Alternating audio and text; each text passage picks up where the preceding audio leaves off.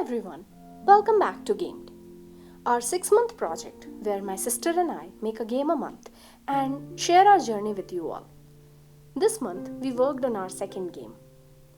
We have got a lot to talk about, so let's jump straight in. After focusing on mechanics and level design a lot for the last game Mark, this time around our focus was on story, art and music. So for that, we used a tried and tested mechanic, something that hopefully works with the kind of story we want to tell. Surprisingly, we had a pretty good idea of what gameplay we wanted from the get-go. So here it is. Ruined the Glow is a 7-page children's storybook where you join the pieces of each page as a jigsaw puzzle and get to read the story and explore Rue's journey through the forest. Also a side note, this video does spoil some parts of the story. So in case you want to play the game first, check out the link in the description. Since we knew we had to tell a story in 7 pages, it was pretty clear that we need to make sure that each page has its own unique feel, in both visuals and in the gameplay. For this to happen, we first got down to making the storyboard, discussing what beats need to happen where, and how does the mood of the story change through the levels. Another thing in focus was that the images really did need to convey most of the narrative. We are using words associated with each page, but ultimately, we want it to be an experience driven by visuals. Our first version of storyboard was just focused on telling a narrative, but laying the images out in front helped in informing how we needed to make the changes. Often when making storyboards, it is good to imagine the scene from a few different angles as it shows the capacity for how the story can be told visually.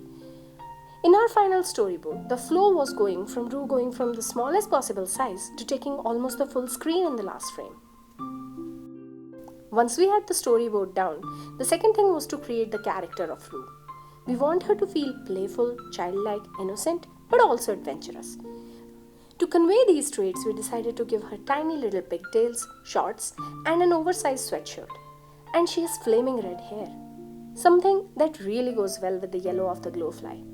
While the initial concept sketches had a lot of characters with her dress, ultimately it felt like making her look a little bit different from the usual triangular dress-wearing video game protagonist will give her a lot more personality.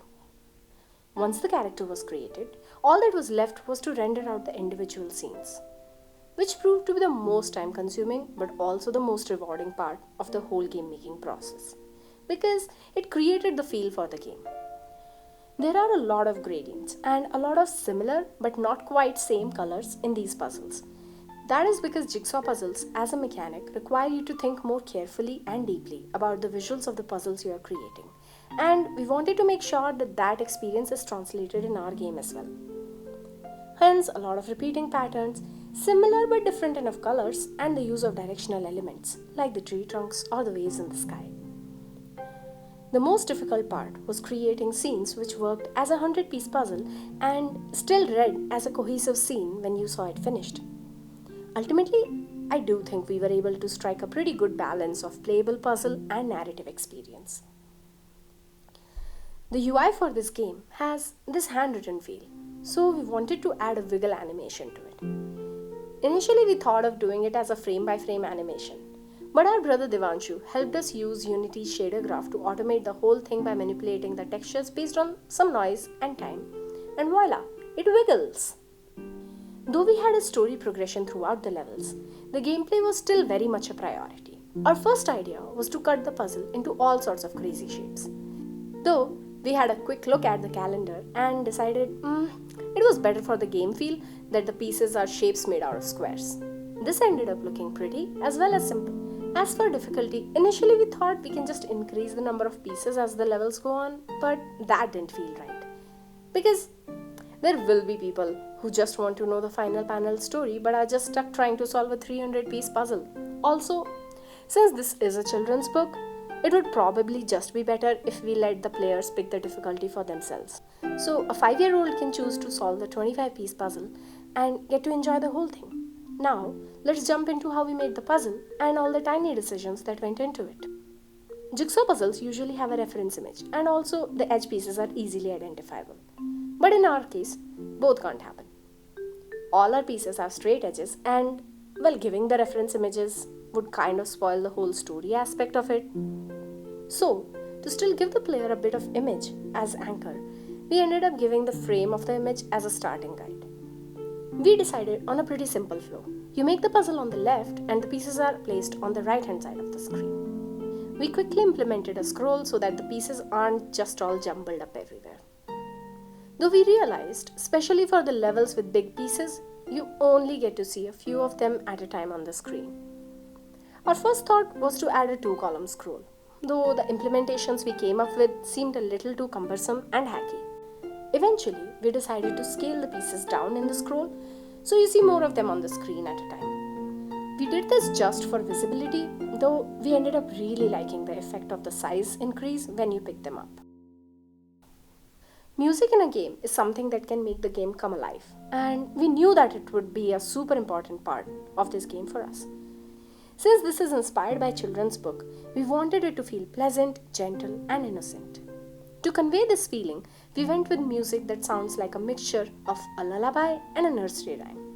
We stayed away from percussive instruments and focused on the melodic ones like a piano, harp, or a flute. Because through our gameplays, we knew that these levels, especially at the 100 pieces, would be a long experience, we didn't want the music to become repetitive or boring, so we ended up making a few different tracks this time around. Our initial music pieces had a lot of moving parts and layers.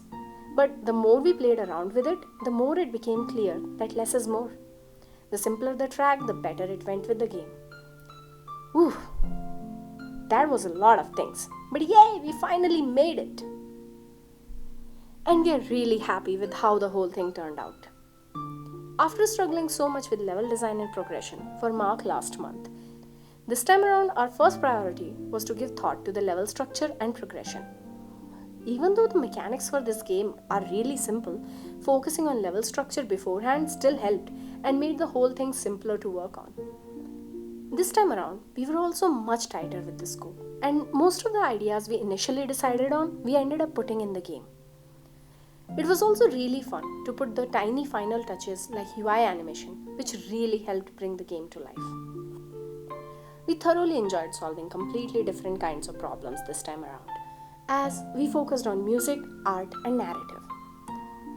Though parts of it can be stressful and overwhelming, whenever we got stuck, we just took it one step at a time, and it ended up being super fun and rewarding. Hard to believe we are already done with the second game. Also, we have never been this happy for the extra leap year day. The link for the game is in the description. Please check it out. We would love to hear your feedback or answer your questions, so leave them in the comments below. If you have any games that you made, we would love to check them out too. So leave those down below as well. This has been me, Divya, the artist and the designer, and my sister Charu, the developer and the music and audio creator. Also, special thanks to our brother Devanshu for testing and helping with the animation shader. Go check out his awesome work. Link is in the description. If you want to see the previous game, Mark, and the video for its making, all the links are in the description. That's it, folks. If you liked this video, like and subscribe, and we will be back here next month with another game.